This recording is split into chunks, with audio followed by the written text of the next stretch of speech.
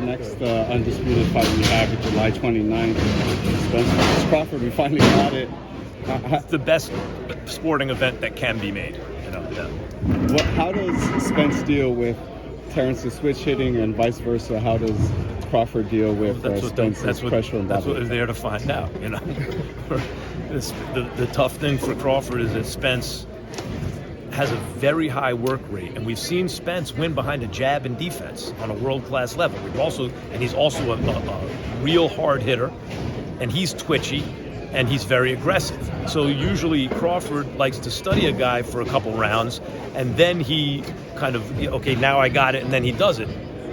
But against Spence, you might have to hurt him or knock him out, because you turn around, and if Crawford messes around, he can be down 4-1 after 5 rounds, and not against the guy who's looking to survive, against the guy who's looking to beat you up. On the other hand, Spence also has to worry about the fact that he's been through a lot in his life so far. And Crawford, although he also has been really about boxing for a lot of years now. Usually that guy will have the advantage in the moment of truth. And Crawford's always made adjustments. He's probably the best adjusting fighter in the sport. But to push back on that, Spence has been through a lot, but have you seen any deterioration in his game overall? Or deterioration is hard to say that there's been deterioration. I can't say that. I can't say there's evidence for that. I can say that he hasn't.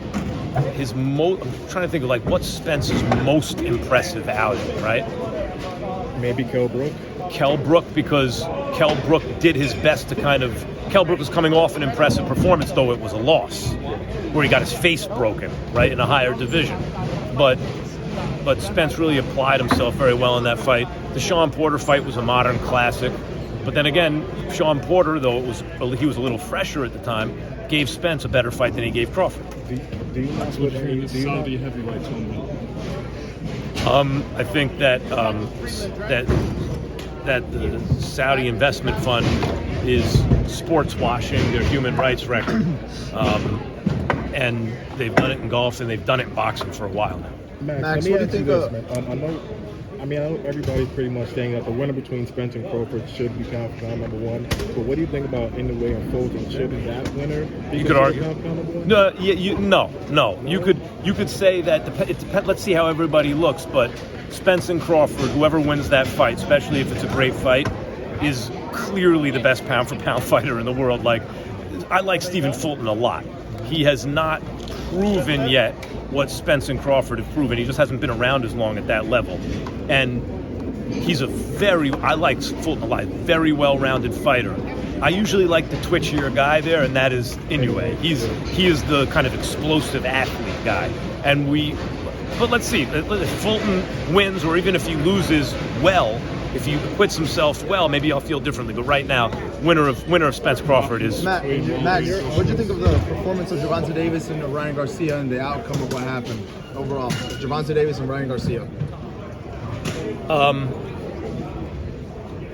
Let's leave the rehydration clause and all that stuff alone, because I admire what Ryan Garcia did. What he did was he made that fight. And in fact, I don't think it's a coincidence we see all these fights getting made in boxing now. Because what Garcia showed by example, because he could have milked his following, which is enormous, in easy money fights against guys he could beat forever if he really wanted to do it. It's not who he is. He wants to prove himself. So he made it happen. He gave up everything, not just because Tank is the bigger star, because that was actually debatable before the fight, but because that's what it took to make the fight happen. That said, it was clear in that fight that Tank is just a better fighter. Tank is an underrated, he's a little overrated by people who don't know boxing and underrated by people who do. Because he's a big star and he's a power puncher and all that. He's got a personality, but he's an excellent, very high IQ fighter. He sets traps. His feet are good. He has a bag. His toolbox is deep. And on top of that, he can obviously punch. Max, thoughts on Joshua against Wilder? Thank you, Max. All right, thanks, guys. Thank you, man. All right, see, I said not too long, and then I got 15 questions. Good thought to Joshua? This is what we've been waiting to see for a long time.